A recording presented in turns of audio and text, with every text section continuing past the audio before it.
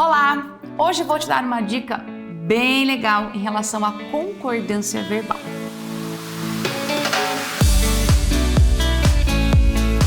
Concordância verbal é um dos assuntos que vão ser sempre cobrados nas provas de língua portuguesa. Concordância verbal é um dos maiores problemas que nós temos na redação. E agora eu vou falar especificamente de um verbo que é o verbo haver, tá? Por mais que a gente saiba que isso seja muito cobrado, não adianta. Você tem que dominar as regras básicas, porque é um assunto recorrente, cai muito. Em que tipo de prova? Nível médio? Sim. Superior? Sim, cai em todo tipo de prova. Por que isso é cobrado? Porque na fala nós não cuidamos com o uso do verbo haver. A gente acaba falando o verbo haver de forma errada, porque no dia a dia isso não é uma coisa que é necessária para a comunicação. Então, se você falar haviam pessoas na fila, beleza, sem problema nenhum para a oralidade no dia a dia. Mas o correto é havia pessoas na fila.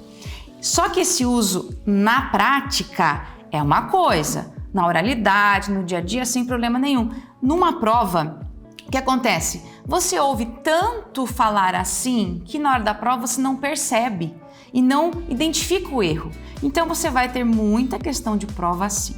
Bom, a dica é a seguinte: o verbo haver, ele pode aparecer de duas formas numa frase. Ou ele vem sozinho, ou ele vem numa locução verbal. Quando ele vem sozinho e ele tem sentido de existir, ocorrer ou acontecer, sempre ele fica na terceira pessoa do singular, sempre. Não adianta, não importa o que venha, tá? Se eu falar para você assim, há pessoas corruptas, não é pessoas corruptas ou haviam pessoas corruptas, não, é há pessoas corruptas, havia pessoas corruptas, haverá pessoas corruptas, não importa. Sempre no singular, independentemente do que venha depois. Se eu trocar o verbo haver por existir, aí eu faço a concordância. Então, eu falo há pessoas corruptas e com existir, existem pessoas corruptas. Então, essa é a minha base. Aí temos o verbo haver quando ele aparece numa locução verbal. E na locução verbal, ele vai aparecer em dois momentos diferentes. Como assim? Ele pode ser tanto como verbo auxiliar ou um verbo principal.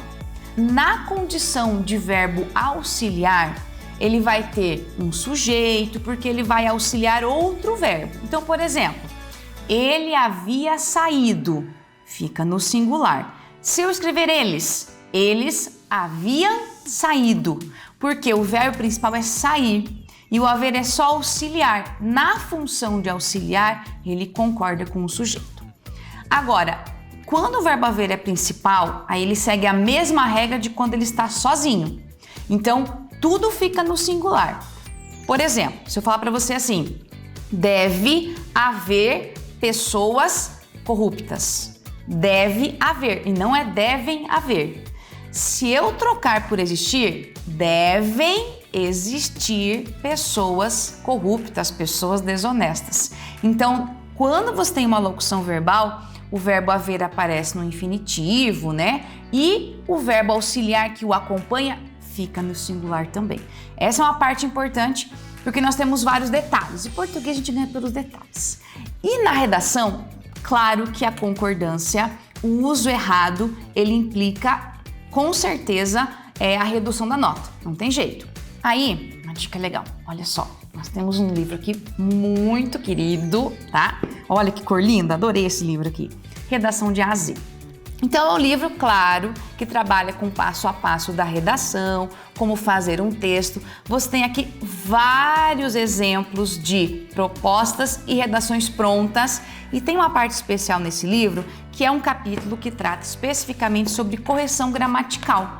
Tá? E aqui você tem alguns exemplos de vários erros que são comuns.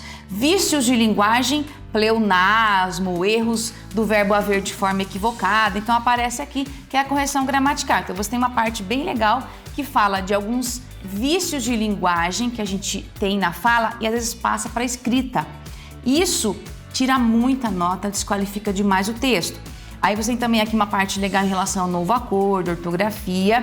E, olha que bom, no final de cada capítulo, deste também, por exemplo, de correção gramatical, você tem uma proposta de redação, um comentário sobre a proposta, uma sugestão de esqueleto e a versão final desse texto, uma sugestão de versão final.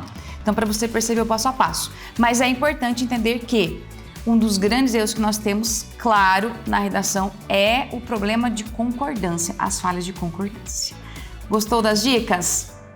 Curte aí o nosso vídeo, escreva nos comentários o que mais te aflige, o que mais te deixa com dúvidas, o que você gostaria de saber que ainda não sabe muito bem, ou quem sabe uma dica que você acha que seja interessante.